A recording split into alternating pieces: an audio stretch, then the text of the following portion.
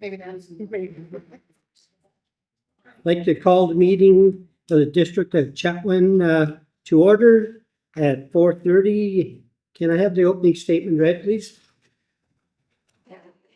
As we gather today on the traditional territory of the Treaty 8 Nations to conduct the business of the District of Chetwynd, we do so knowing that we are privileged to serve the citizens of this community, and we shall endeavor to conduct our business in their best interests. Thank you.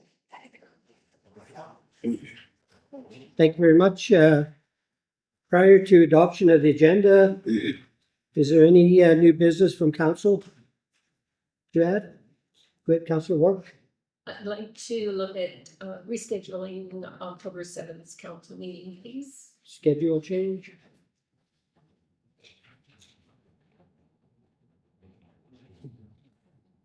And Councillor Deck, did you have?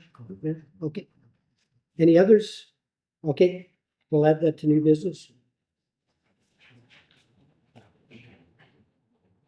Okay, no other new business. Adoption of the agenda.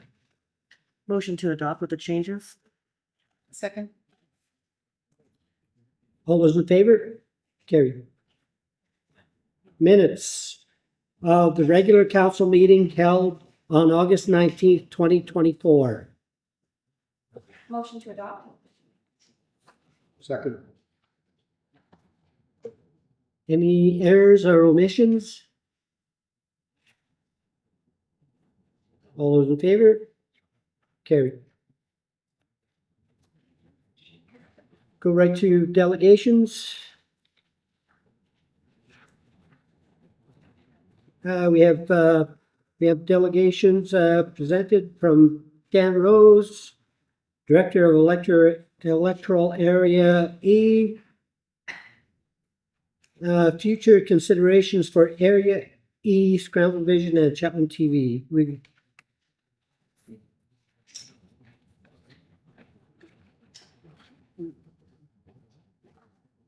Good day, Dan. How you doing? Good. How are you guys? Good to see you. To have you here. Maybe some of us that don't understand a little bit about Scramble Vision, I think maybe let's start there, and then we'll end up with what the letter you sent. Maybe you have a few questions, and we'll. So really, I'm here to respond to any questions you might have on the correspondence item on the agenda. And I don't know, Steve had sent a bunch of questions to us that we responded to, and I don't know if they're attached to your report or not. The questions and answers are all as part of the agenda package. It's the discussion item that I sent earlier today. So I think there, maybe just to start with, probably if you've read through it, it's pretty confusing. And that's one of the reasons why we're here, is to modernize, and you have to start somewhere. And so that's what this letter is for, is to start the process of modernization of the function if it stays that way. But one of the things that we may find as we go through a process is we end up right back here where we're at. So if council has interest in the District of Chetwynd taking over operation of or oversight of the Chetwynd Communication Society, then perhaps that's maybe where we end up anyways, but and we're open to that for sure. But as partners in this, something we both have to agree to. Something else it talks about assets or signing over assets. The regional district owns no assets to do with this function that I'm aware of. Most of the assets, if not all of them, are owned by the Chetwynd Communication Society. So there's no assets that would have to be transferred. They are all, as far as I'm aware, owned by the society. So any questions that anybody have in specific about the report? Yeah, just to clarify stuff, Dan, functions. The public, if they're not up to speed on what we do in the PRRD function, maybe just a little small explanation when you talked about function. Okay, I think it's pretty important to note that flexibility in local government is pretty rigid in the regional district system, whereas municipality has a lot more flexibility as far as how you guys move money around and fund things and so on. Whereas in a regional district, if a function is created, it's done at the permission of the province, who accepts a bylaw that is proposed or doesn't, and a benefiting area, and allows you to tax for that function and that service, and only that function and that service. And as these things evolve over the years, some of these functions are quite old and have been around quite a while. Things change on exactly what that function's doing, and it may not have ever been approved.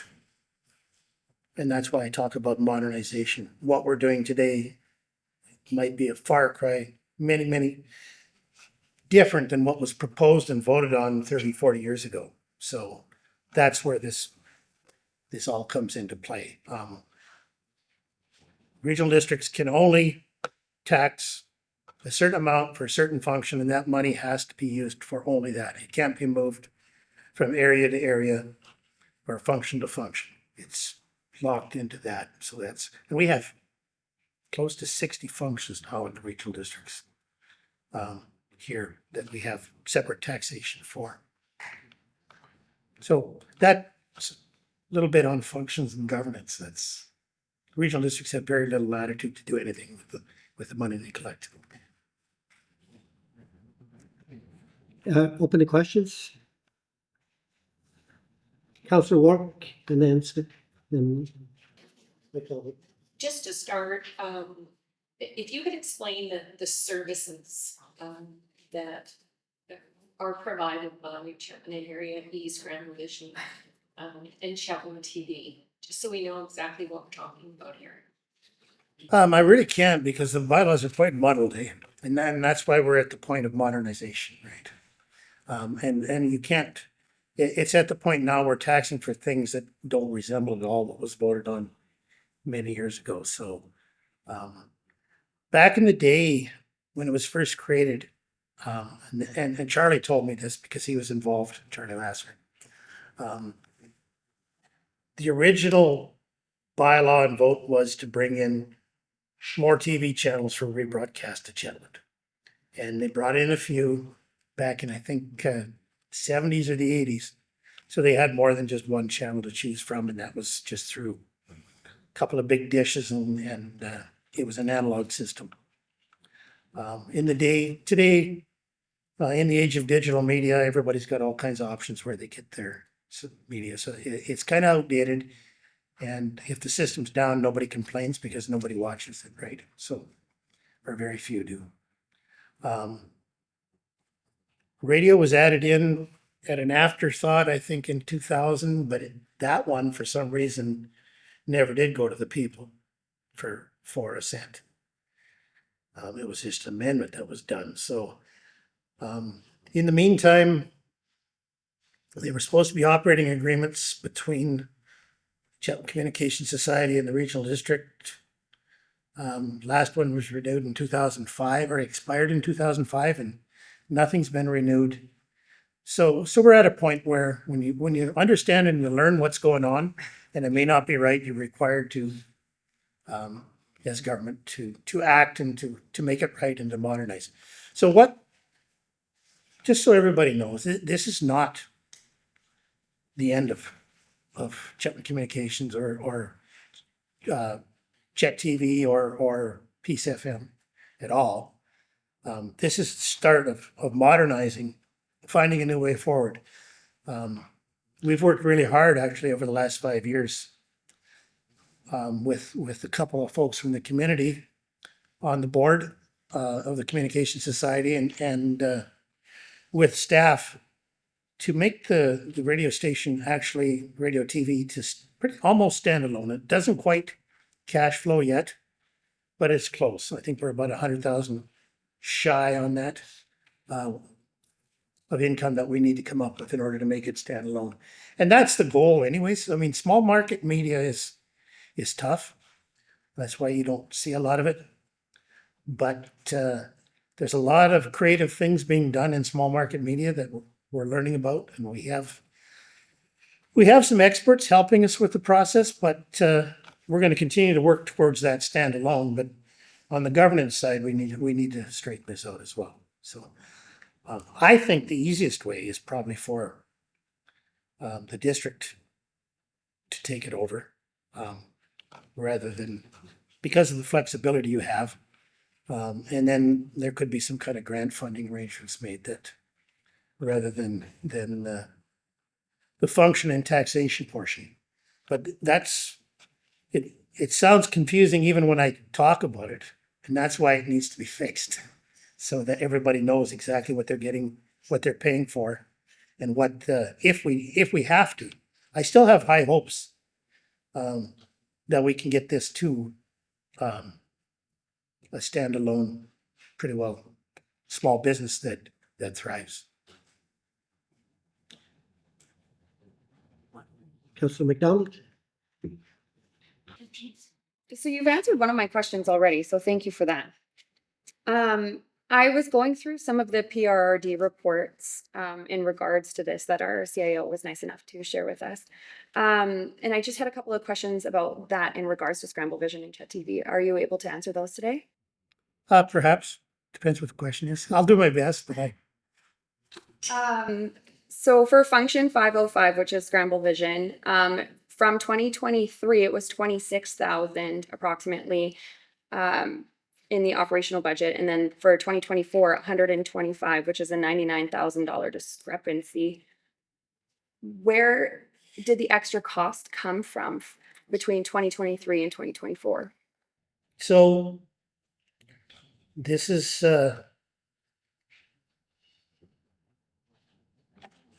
what was assessed, okay, or what was taxed for. It wasn't what it cost to run it. And we did run for a couple of years with no taxation at all. And then we ran with some grant funding out of Area E for a couple of years. So this is just shortfalls and variation actually in how we were doing on the bingo side of things that was creating most of our income at the time. So the differences are not difference in costs of running, but just in the ebb and flow of income off the bingo side of things and other income sources that we had. So yeah, when they start running down to a certain level and start dipping into reserves, then usually I get a call and I look at different ways to make up the shortfalls. And sometimes I can dip into some of my PRA funding or something along those lines in order to, from Area E. Usually we don't reach out to our partner for that because it's pretty short notice and we usually just do it. So yeah, that's the difference. It's not, normally I would think that an average budget, if there was no income at all, is probably going to start pushing up into that $300,000 to $400,000 a year to run the entity as it is, and that's without any bingo income or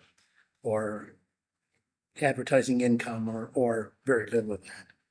So, and we do make a small amount off of. I shouldn't say we. The Communication Society, which owns the building, makes a small amount from the thrift shop for rent, and they also have some office space rented out in the building. But yeah, no, the differences are in the last couple of years, it looks pretty erratic, but it's just how bingo went and other things we were doing and trying and I was part of it. I sat, not a voting member of the board, but it's my job as a function to sit with the board members. And yeah, everybody's worked hard to try and make this rather than a taxpayer funded entity, a standalone business. And we're going to get there, I think. But in the meantime, this part of it has to be ironed out as well. So, I don't know if that answers. For the most part, yeah. Thank you. Good. Councillor Nelson? Thanks for coming out and answering questions, Dan, because it was honestly quite confusing and it seemed to be quite the surprise to everybody. And I'm not sure if you were aware how important CHET TV is to us in Chetwynd, broadcasting such important events like municipal meetings and such. And being a solid employer in Chetwynd as well. Marlon delegated to us a couple meetings ago and stated that they're currently employing 7 people, which it is a small community, but it's a significant amount of people and families to be affected. I guess where I'm feeling confused right now is that we're speaking of modernization and moving forward, but how is that going to happen by pulling the funding?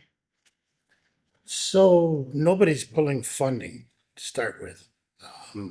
Right now, we haven't been, well, last year, we taxed 400,000 is what we budgeted for, rather than looking ahead, we put forward a budget of that because I had to put up a grant from all of Area E last year for 100,000 to keep it going. So I felt, well, it's fair to just tax for that this year. So we're not cutting the funding, but what we are doing is we're taxing for something that we're not providing. That's what the modernization part comes into. It's not about pulling the funding or putting a stop. But when we draft a new bylaw and send it to the ministry, and they either say yay or nay, and here's the benefiting area you can move and or tax out of, and this is how much you can tax to a maximum, then this one will go back in front of the people and they may not support it either. So it'll be a separate vote. It'll be a vote on Area E and it'll be a vote within town. So we don't know. There's no guarantee if it does go back to that to be modernized as a function, which is, this has been triggered by a legal review of the function by the regional district to find out what are we doing? Are we doing what we're supposed to be doing? And it was pointed out to us, no, it needs to be modernized with proper language. Just a bit of a follow-up. Has Marlon Gomez been consulted through this process, being the manager down at CHET TV? So I had a fairly good conversation with him probably 10 days ago, last week, I guess.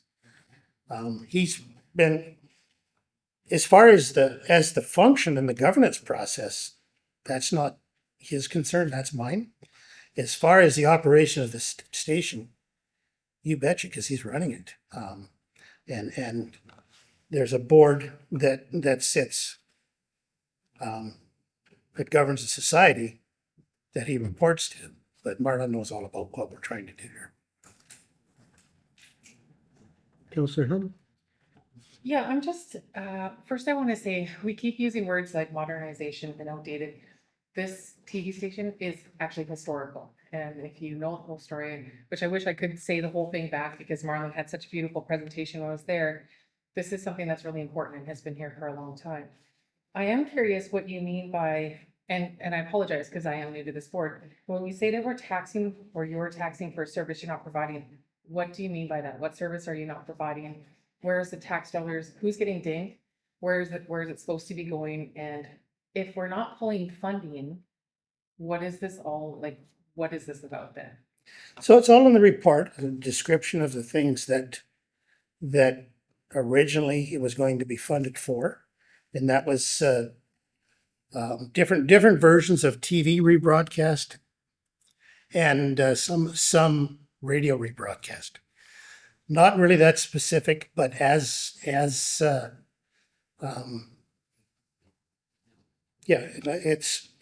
a confusing mess, and there is no operating agreement. There hasn't been one since 2005. So it's all a part of. If you don't like the word modernization, I think that's part of the best way to describe it. It's house cleaning. It's housekeeping.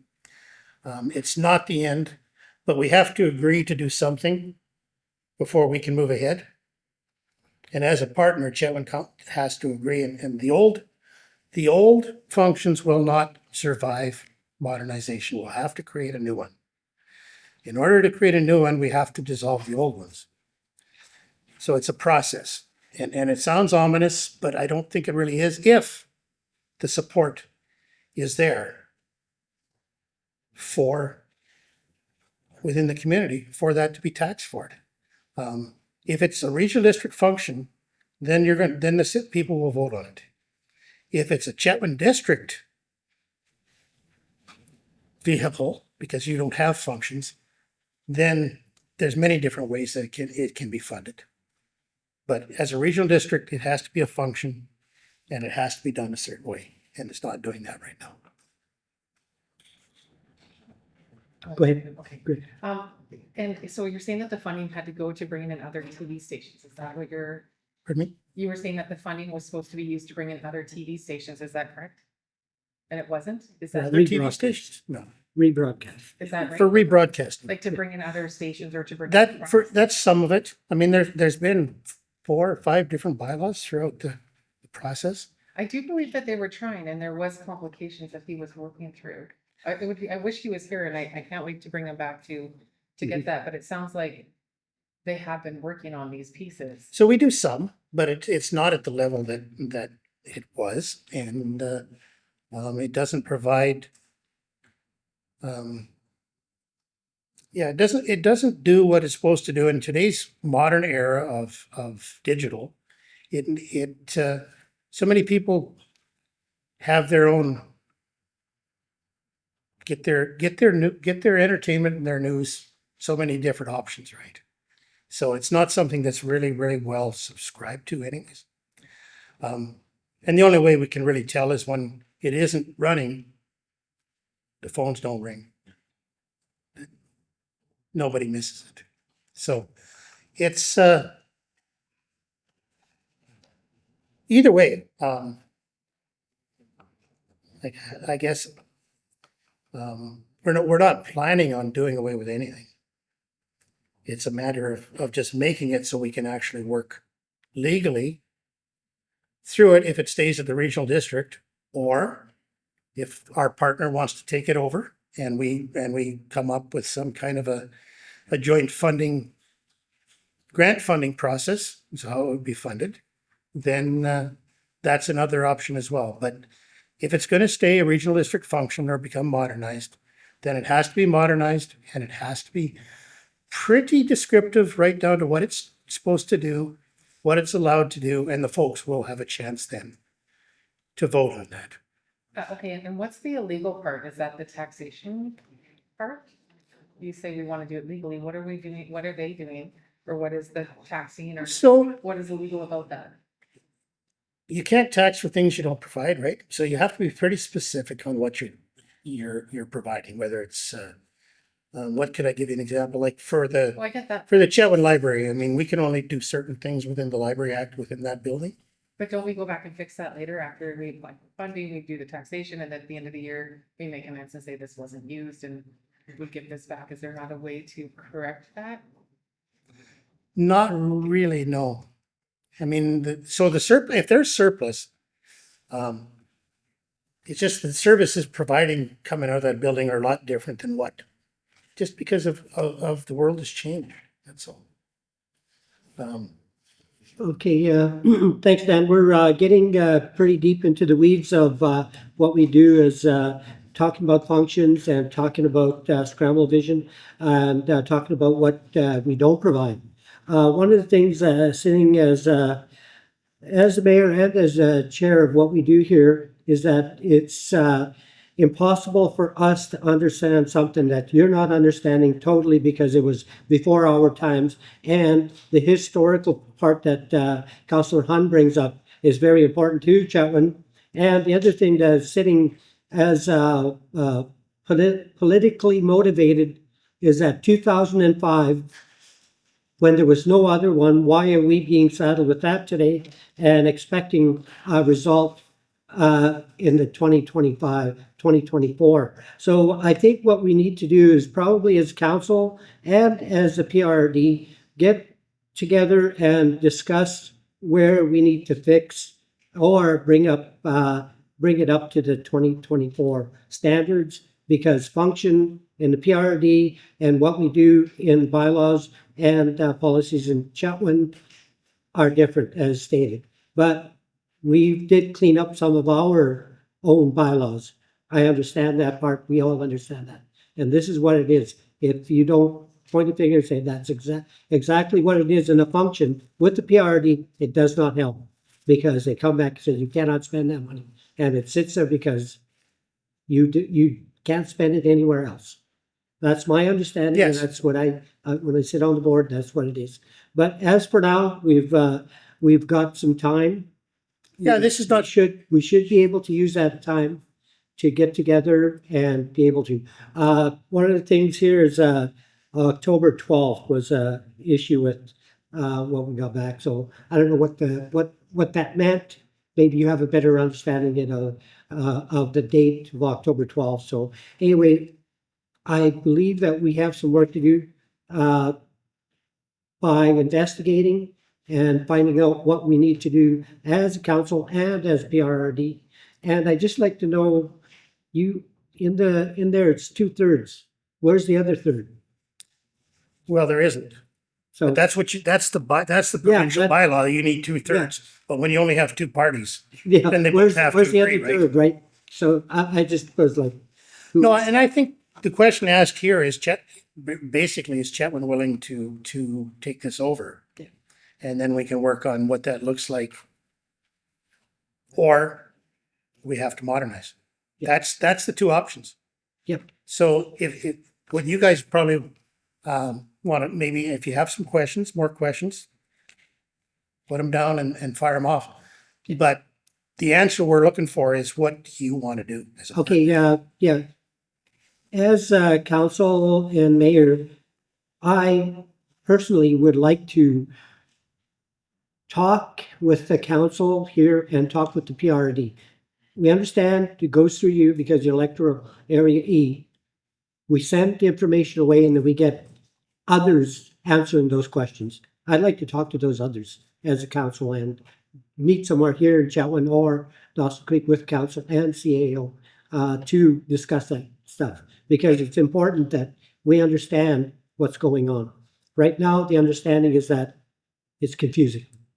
Okay, so that's what we should be setting a date, get together and talk about the modernization or changing our policy, or if we're willing then to move, then that's fine. But as of now, it's just, we're going to probably get educated on historical stuff, on what the PRD's function, the function itself, and what exactly was stated when it was first brought in, scramble vision, you know.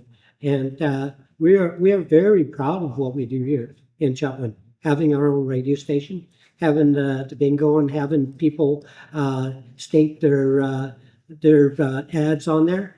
And the radio, we do listen to that, and there's a couple that get rebroadcast from Vancouver and from Edmonton, which people listen to, because not everybody has Sirius radio, not everybody has all the other equipment, and they do appreciate that. So those are the small things that mean a lot to us.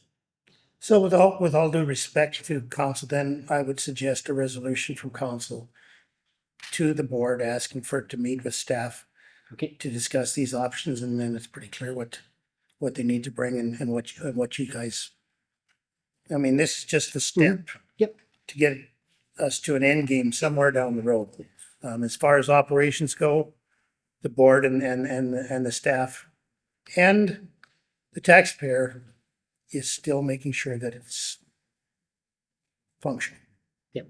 And will do until we resolve it. Yeah, and be legal, right? That's the big thing with the province. You have to be legal.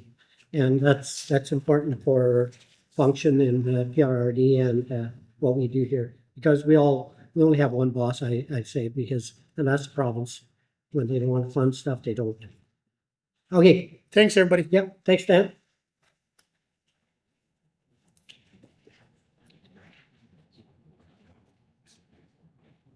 You can stick around for the rest of the meeting.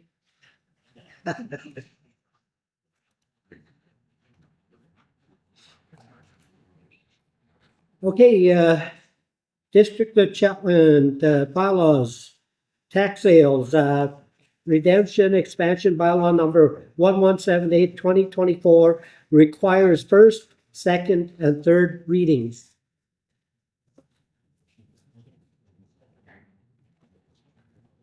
Motion for first, second, and third reading. Second? Discussion on it? Councillor Sept and or? So we're looking at extending the exemption for the tax sale, like they didn't pay their taxes, their year's up. Now we want to extend that per year, or am I reading this wrong? No, you're reading it correctly. Director of Finance has the backstory on it. It's an unusual circumstance and he can explain it better than I can. Okay, the one particular property that this is related to, the property was sold at tax sale last year. Nobody bought it, so the municipality is deemed to be the owner of it from the tax sale. There's a 1-year redemption period.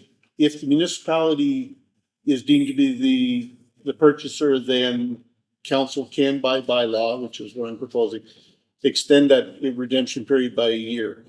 This particular property, the owners have both passed away. We've got some legal issues with the tenant who was receiving all the letters that we believed had authority, that we're not positive they do have all the proper authority.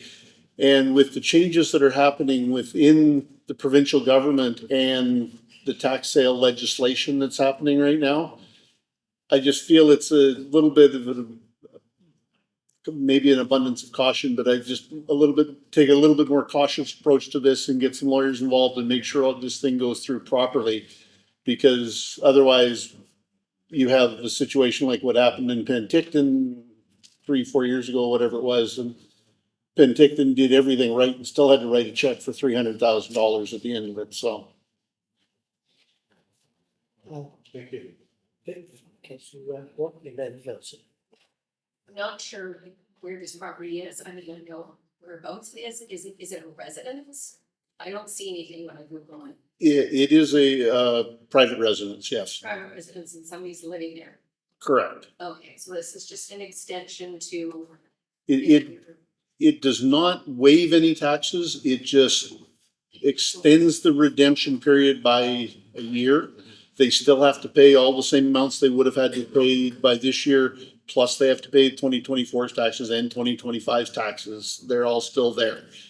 We're not writing off any money, we're just allowing a little bit more time to get some things paid and to make sure that the lawyers can make sure we're going down all the right paths so that we don't have any problems with this at the end of next year if it isn't redeemed. Thanks. Nelson, Councillor Nelson. I feel like that answered most things. Seems like a really legally a humane way to operate. I just question moving forward, should another delinquent tax sale, would those owners potentially have the opportunity to request another year extension on that? On this one, the legislation only allows for a 1-year extension to the redemption period. It will not get extended again under current legislation. I'm just saying, in considering other properties moving forward, would potential other citizens who are delinquent have the opportunity to request a year extension?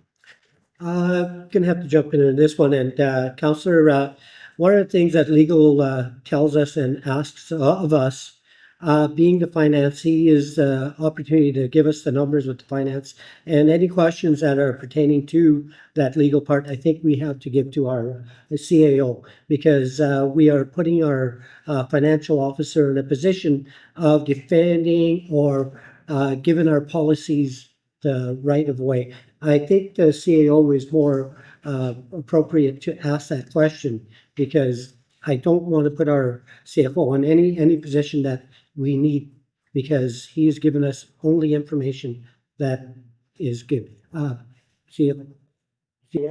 Good. Thank you, Your Worship.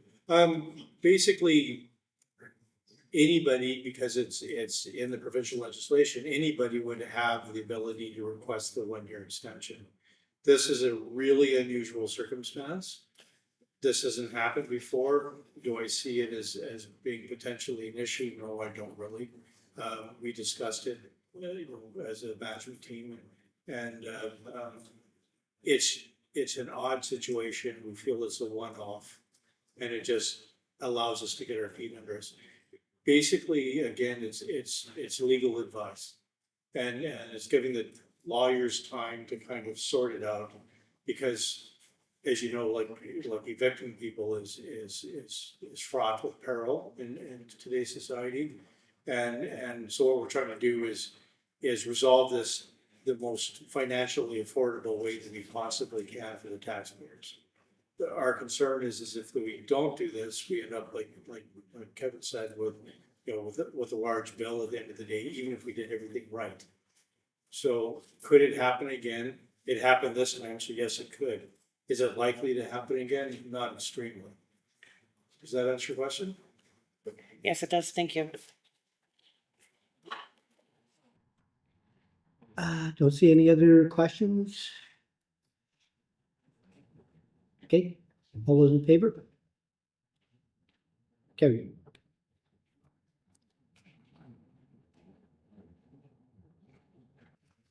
Okay, committee reports, and liaison reports. Any? Councillor Nelson? Quick update on the Chetwynd Public Library. As some of you will have noticed, that the paving has occurred out front, which means that parking is going to be very difficult at the rec center as well as the library, but it's happening and I think it's going to be great. Furthermore, their grand opening has been pushed back to October the 23rd, 2024. Hopefully we'll see everybody there. Thank you.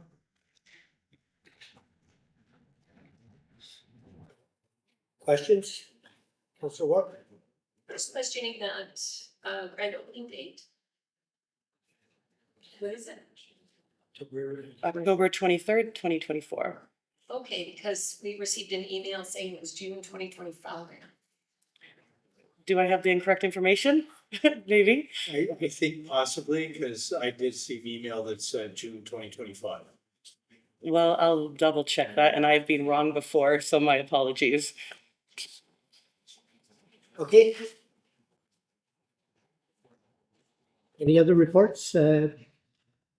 Mayor's good report.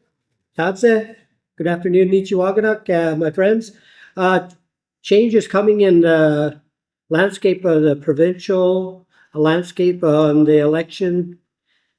Our United Party in 2024 are sitting out and giving their support to John Rustad of the Conservative Party. So British Columbians who follow politics were taken back by Kevin Falcon's decision. The leader of the United Party removed from the election all his members from holding any functions. So anyway, it was quite a difficult time for, I believe, our own MLA, Mike Bernier. So, and some, I guess, are afraid of change, and some embrace change. As a municipality, we do have one thing, and that is constant. We all answer to the provincial government that is sitting at the time. And I may add that the citizens of British Columbia have the right to vote. As citizens of British Columbia, we all have that right to vote for the candidate that we believe that will give us the best voice in Victoria. October 7th, I attended the Doig River Fiber Internet groundbreaking. Thomas Witten from Doig River IT Division invited me to the groundbreaking. He acknowledged me for the discussion we had. It was a frank discussion on internet and rural and First Nations areas on why they could not be connected.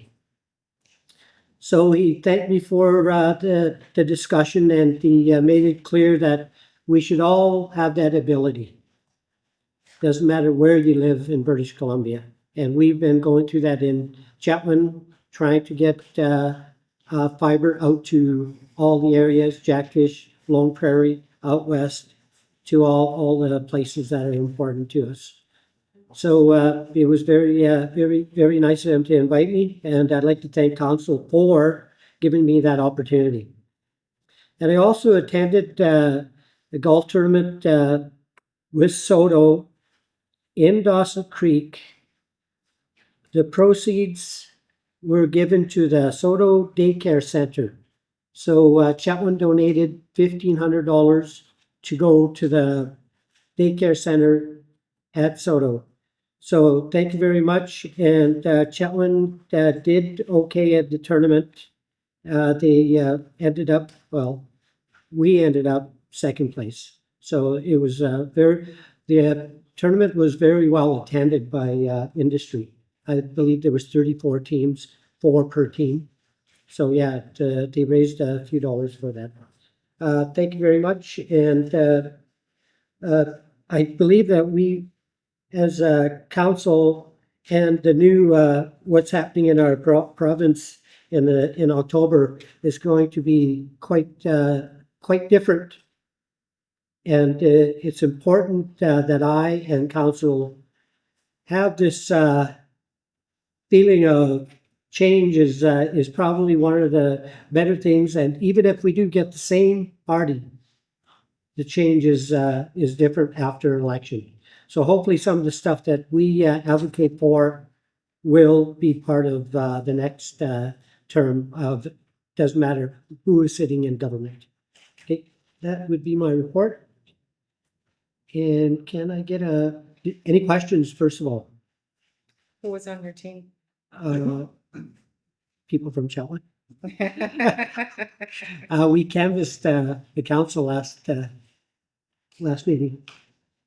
So mayor was there. Yeah. And a few residents of Chetwynd. Okay. Motion to accept reports. So, second. Okay, all in favor? Carried. Okay, discussion items. DI1, email from North Central Local Government Association dated August 9th, 2024. Mental Health and Addiction Symposium. I'll make that recommendation that council authorize the mayor or alternate to attend the 2024 Mental Health and Addiction Symposium in Prince George, BC, November 13th to the 14th, 2024. Second. Discussion on it? Okay, yeah, my thought on this is that the mental health and addictions is a pretty big part, especially when it's a crisis going on since 2016, I believe. I believe that we should get as many as we can that can make it. So I'm speaking against the motion. I would maybe make a friendly amendment that all that can make it from council. Is that okay, CAO, or to the?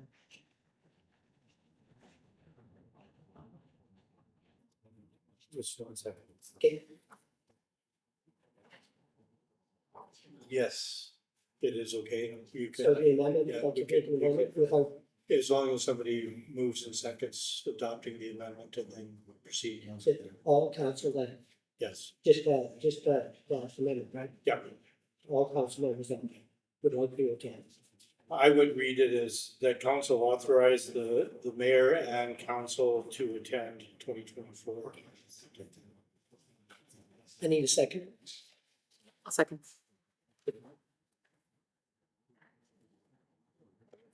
And now on the motion with the minute. Any discussion on that? All those in favor? Carry.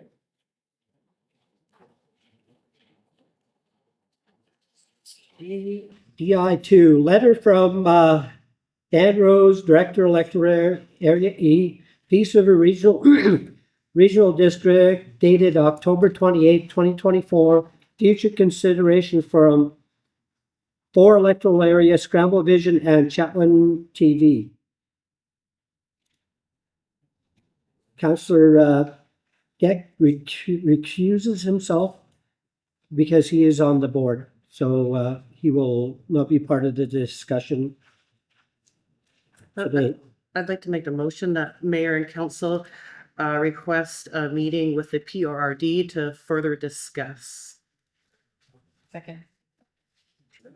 Point of order. It would be that we request to the Peace River Regional District Board, the council can meet with regional district staff. Because generally elected officials don't meet with staff without their boss's approval. So that'll go through Sean Dollar. Yeah. What he said. Okay, we could add that right back to us, CA. Okay. Resolved that council authorize staff to approach the Peace River Regional Door, provide a resolution, okay, let me start again. Okay. You're The right. council provide a resolution to the Peace River Regional District Board to allow conversations between regional district staff and mayor and council regarding this proposal from Director Rose.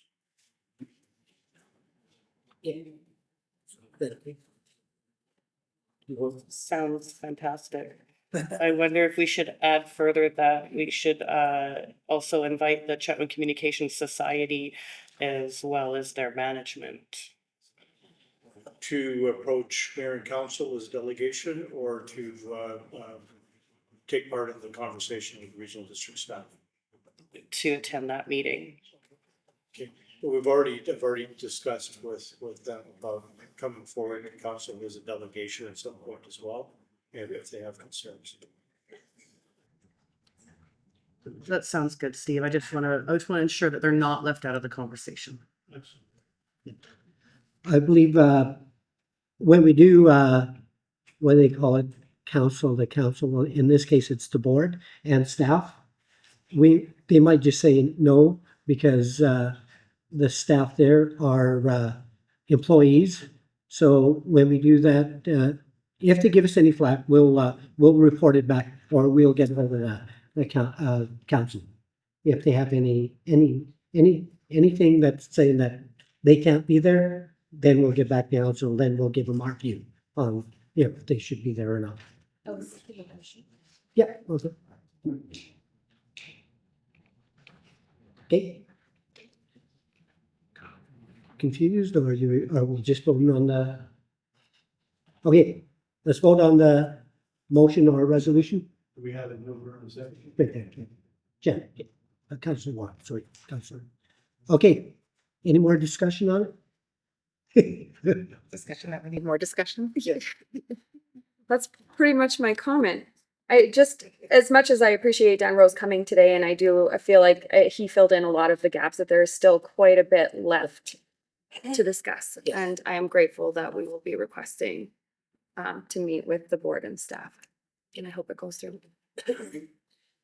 And when we get to the point that we need to make sure that public is aware, because when we do stuff here, it all started because it was going out to the citizens around our area and in Chetwynd. It wasn't nothing to do with what we do here as council. It was to do with the people of Chetwynd and surrounding areas. So, when we get to the point of the levels that we're going through with PRRD and Chetwynd and with our society, make sure the society, meaning that, right? Society. So let's make sure that we're on top of that one. And good point about getting them involved. Okay, so when we hear back on certain being on the board, a direct in the PRRD, they have I think it's difficult, not a hard time, they have difficult times sending staff to meet with council without having that. So anyway, if it does come down that way, if it doesn't, great, we'll just meet with their staff and Dan and whoever else they think that's appropriate. Okay, any other discussion? I just wanted to add, I think it's important that we, because this is about as clear as mud, and I think in order for community of Chetwynd to, like, we should spell it out a little more like layman's terms, so everybody knows what's on board, and so community really can be involved in advocating and supporting this, especially those people that do really use it, and, you know, because there is quite a, it's very popular and it's a really great service, and shouldn't go out without a fight. Councilor McDonald? And just another comment too, just kind of going off of what Councillor Hunt said, is that it was really downplayed the importance of having a local radio station and TV station, as a lot of news is no longer represented on social media, and people have to search it out. To have a local radio station that provides local news is important. True, local race as well. Is that it? Yeah. Okay. All those in favor? Carry. Okay, I'm gonna go for the deck back.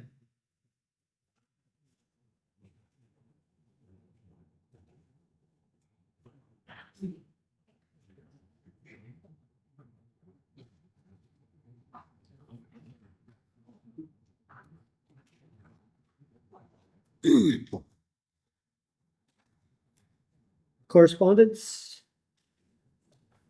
Email from the City of Prince George dated October 13th, 2024, intimate partner violence motion.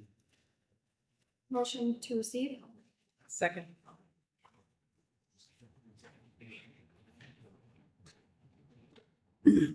Any discussion?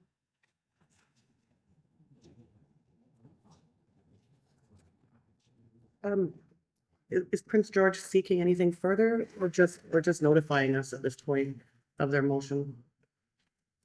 They're requesting that council basically does a similar motion as to what they did, which acknowledges that intimate partner violence is epidemic. And they have their motion that kind of lays it out.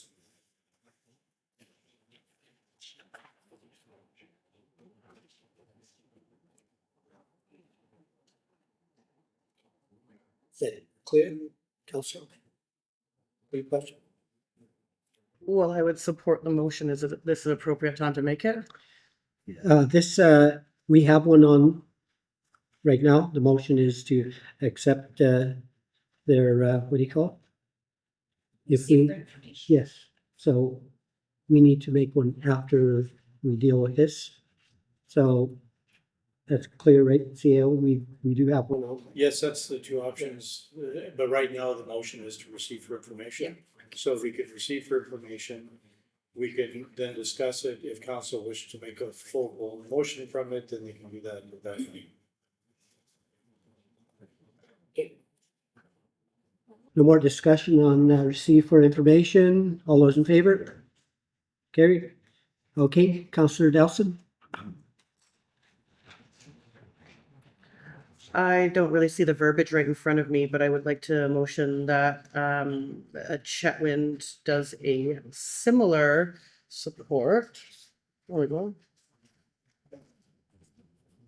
Forgive me.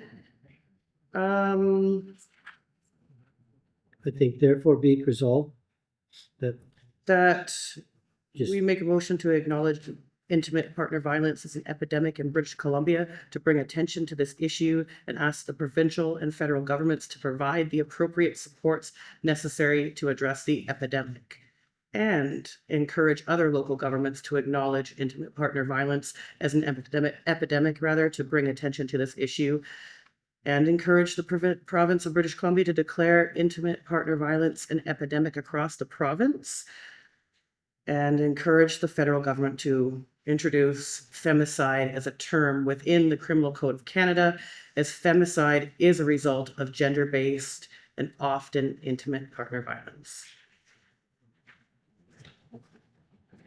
second, Second. Councillor Hunt. Any discussion? Councillor McDonald? The whereas number 3, in the beginning, I know that you just read out the therefore be it resolved, but in the whereas, if we go with those ones. It says report that 20,000 plus women. Is there a statistic that includes all genders? Would we want to include that?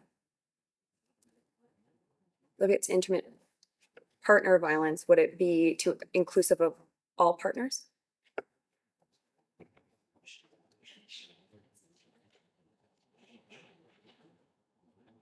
The motion was stated and it was clear, but if we want to make an amendment as we do, then you would have to make that amendment with a seconder. In the actual recommendation or the actual motion that Prince George has sent us, it doesn't actually name women. It just refers to intimate partners. The term femicide is a term that they're adding, they want to add to the criminal code. Yes, I was referring to the top section. But. The whereas, the whereas part. Okay. Sure. Our motion stands as is. Any more questions on it? Okay, all those in favor? Carried. So after that, you'll send the letter to Prince George, stating that we made the motion.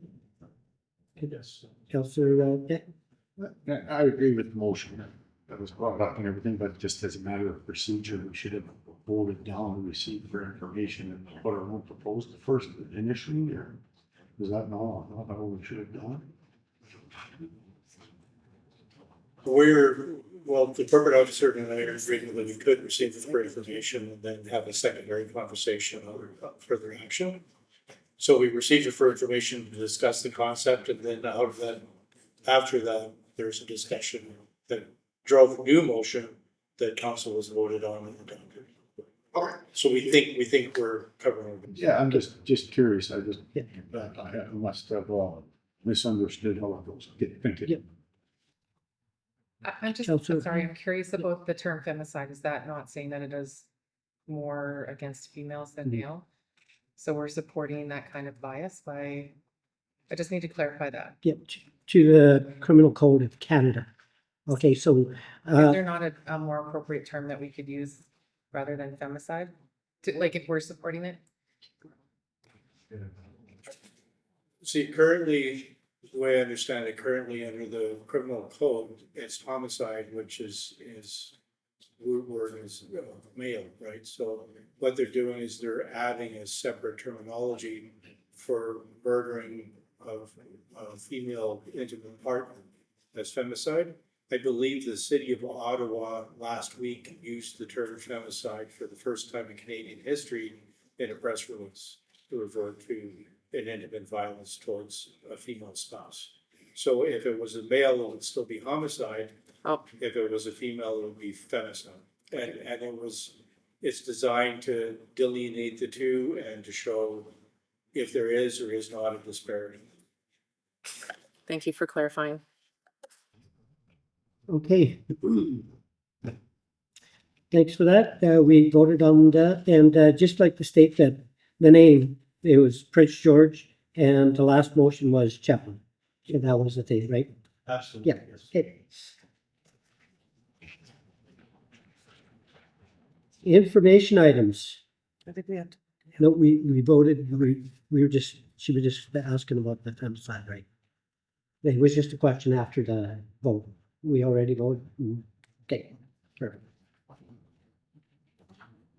I do make mistakes, Mr. Mochi. No.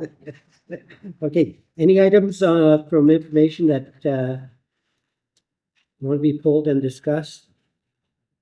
Motion to receive CI 1 through 6.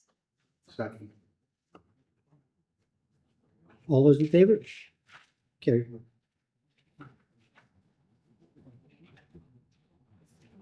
Reports for action. Water meter replacement contract award. A motion that council award the water meter replacement contract to 4561405 Nova Scotia Limited for $46,200, including GST. Second. Any discussion on it? Councillor McDonald? There is quite a big cost discrepancy between Apex and Nova Scotia. And I'm just wanting to make sure that we're still receiving quality product. Where's the discrepancy from? This one I'll defer to the director of engineering. I guess that would be a question for the bidders. When they submit their bids, I'm not, for a job like this, it was a very straightforward project where it's removal and replacement with district-owned equipment. And so I don't have their hourly breakdown, I don't have their assumptions. The costing is based on per unit installed, and they are required to pass inspection by us. And they are required to move the water meters that are currently underneath trailers indoors. And so that will resolve all of the issues with freezing. But as far as discrepancies between pricing, maybe Apex has a lot on their plate, but they would be willing to do the job for a higher cost. It's kind of just luck of the draw at some point. Councillor McDonald? Where is this 4561405 Nova Scotia Limited from? I tried looking it up and I couldn't find it. They're based in Ontario, I believe it's Oshawa. Any other questions? Councillor Watt? So it says here that the meters have now reached the end of their useful lives, yet we're only replacing 80.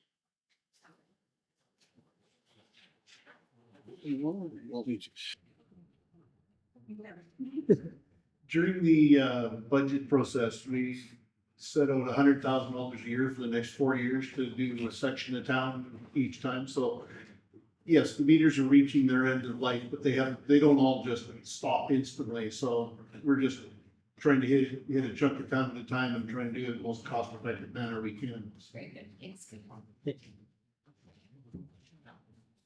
Any more discussion on it?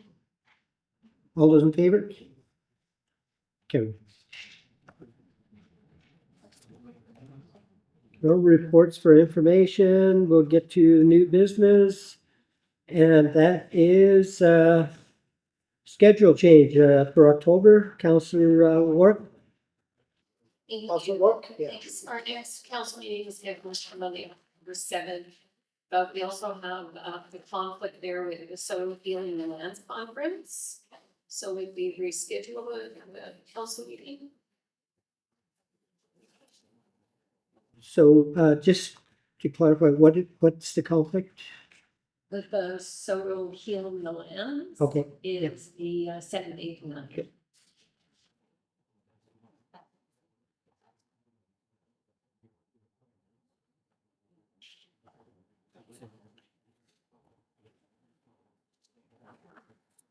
Once CAO gets the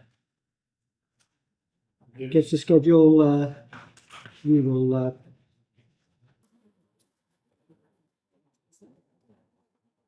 It looks like we only have one in October, so we could move ahead to probably October 21st, because October 14th is Thanksgiving weekend. okay.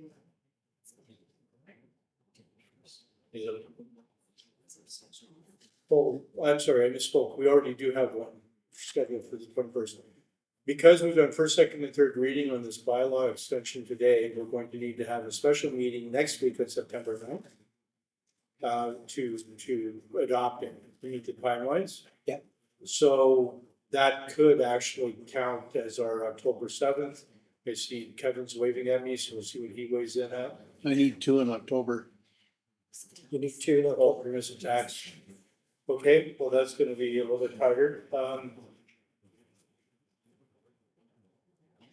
We could look at Tuesday the 15th, and then the 22nd, the week after, so it'll be 2 weeks.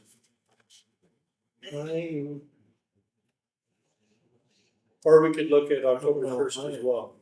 Pardon? We could look at October 1st as well. Yeah, that sounds better to me. October 1st? Yeah. We're good with whatever mayor and council wants.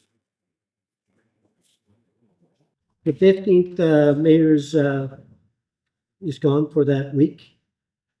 So, if you can be out, but we have deputies for, October 1st.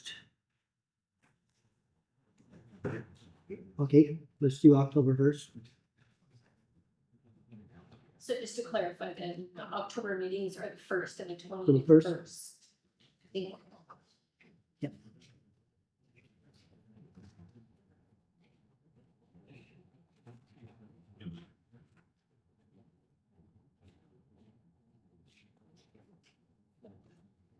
Do we need motion on that, schedule change, or is it just, staff, I would feel more comfortable with the motion. okay, I'll make Councilor Ward? I'll second. Okay. All those in favor? Carried. At this time, any public questions of what we discussed on the agenda today?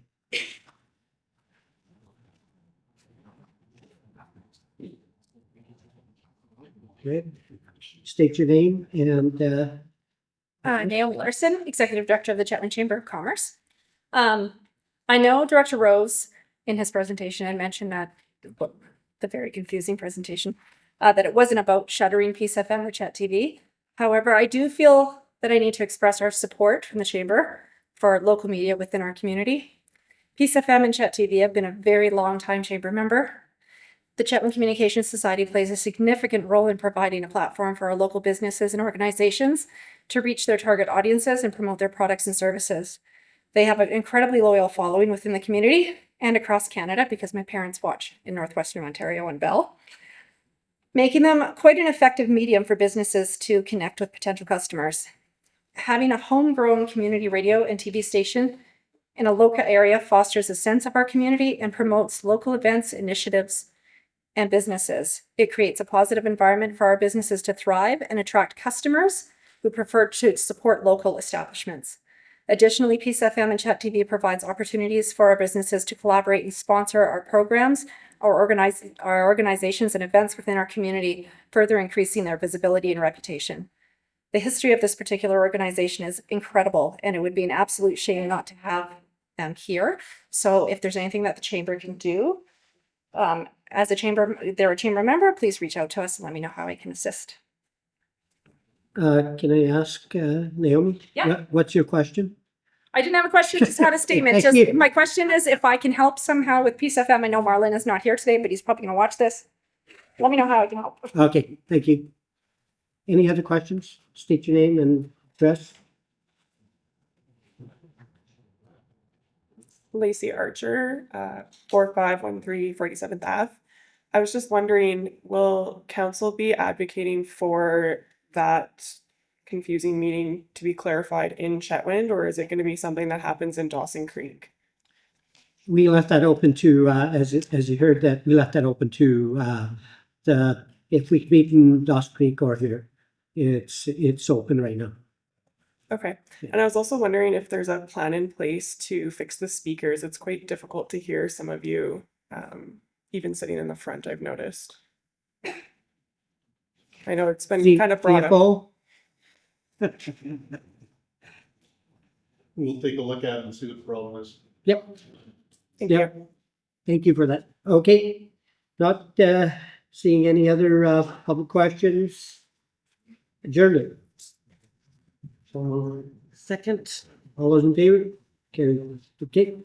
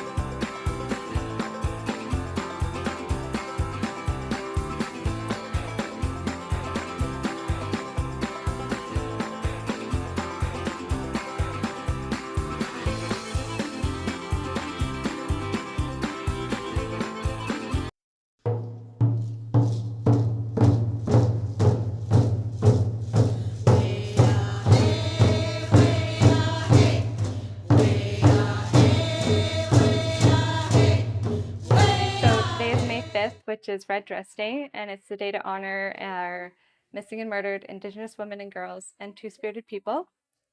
Red Dress Day was started by Jamie Black.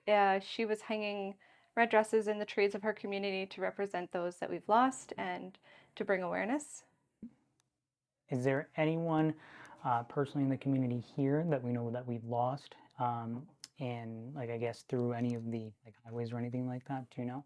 Yes, quite a few, and some very close to our family here at Tansy Friendship Center. Sorry to hear that. And so have you guys always usually been doing something for it since it began to be recognized? Yes, we try to make some event in whatever form it looks like each year here at Tansy. In the past, we've done drumming on the front stairs. I think this was our first year for a long time doing the walk.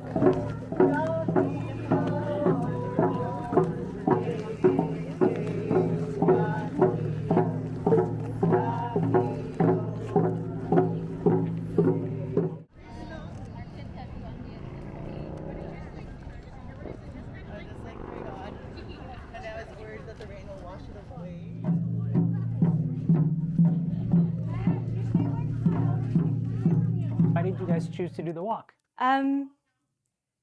This year we chose to do a walk because we were thinking of different ways to make awareness, have our voices heard, and actually Jeanette went to training and learned how to make that big banner that you saw.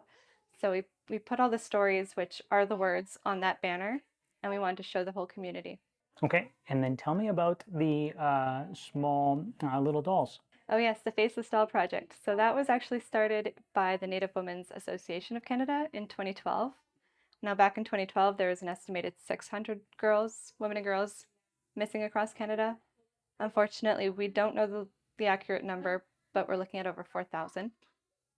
So the dolls represent these women who've become faceless victims of crime, and no two dolls are the same, and each one is a story. It's a statistic.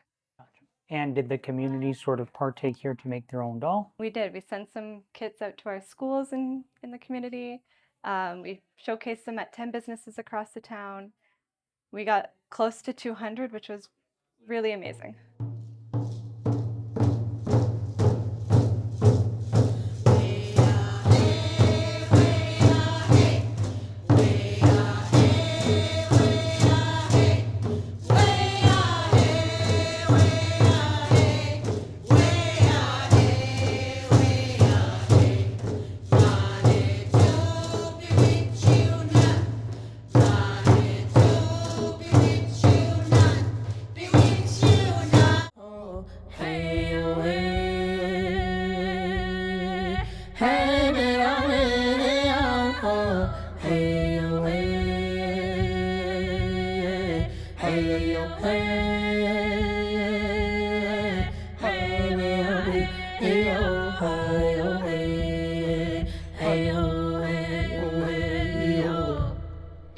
Remember me, when the sun comes up in the morning sky, there I will be, soaring with the eagle so high, feeling free. Remember me, down the road, hand in hand, you and me. Hey-oh, hey-oh, hey-oh. Hey-lo, hey, hey, hey-oh, hey-oh, hey-oh, hey.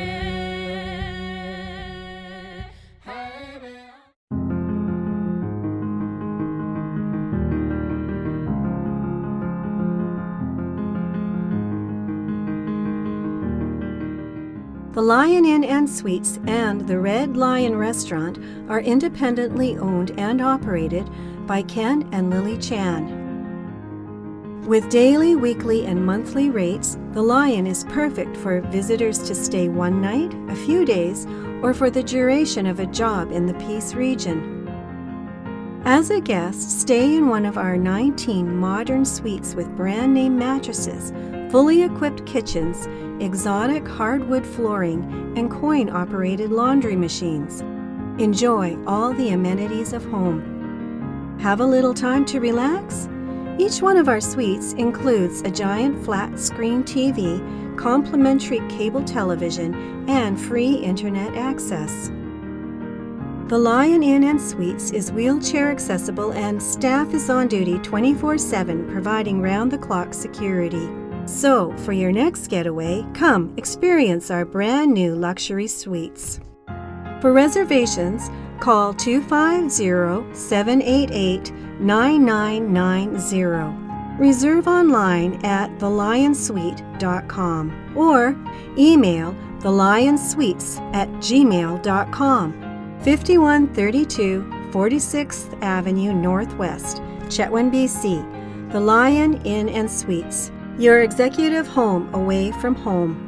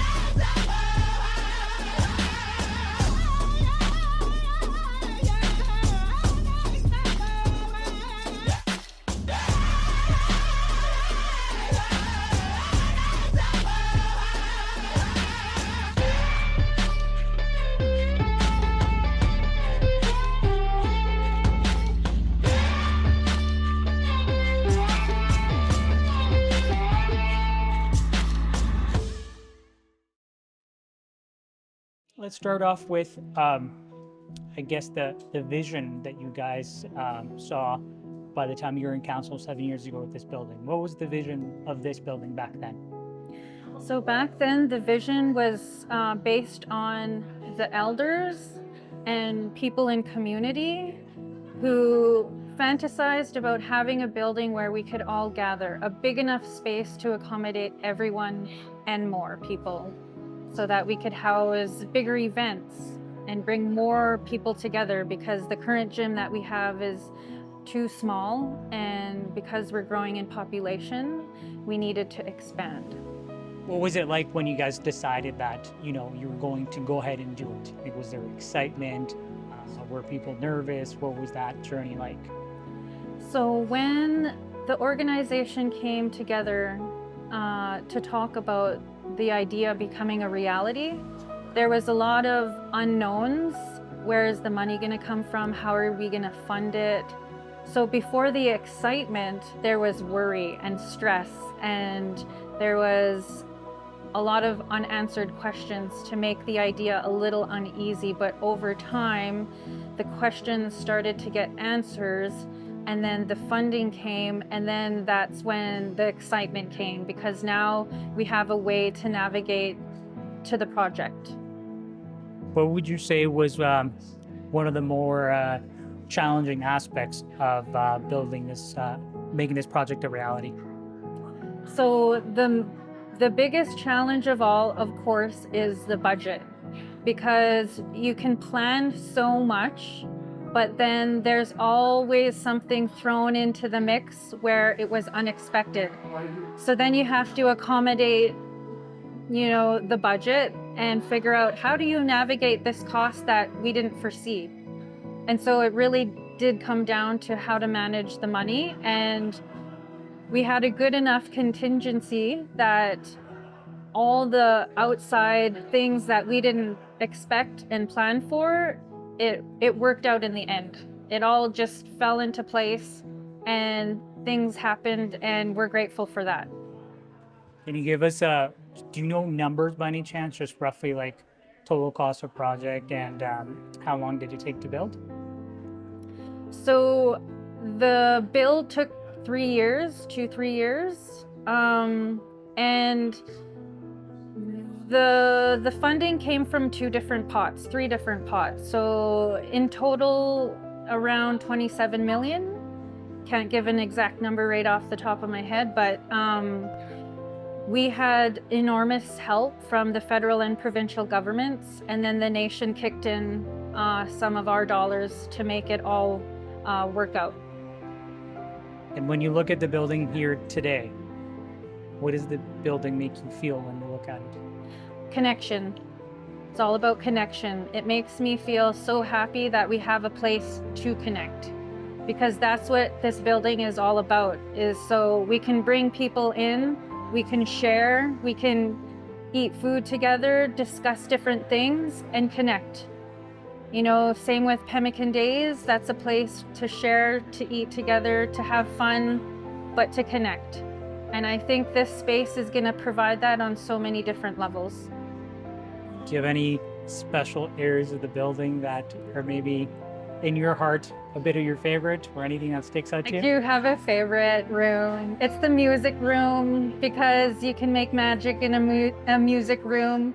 We have a lot of musicians in community, and I think that's a great space to encourage and develop the talent.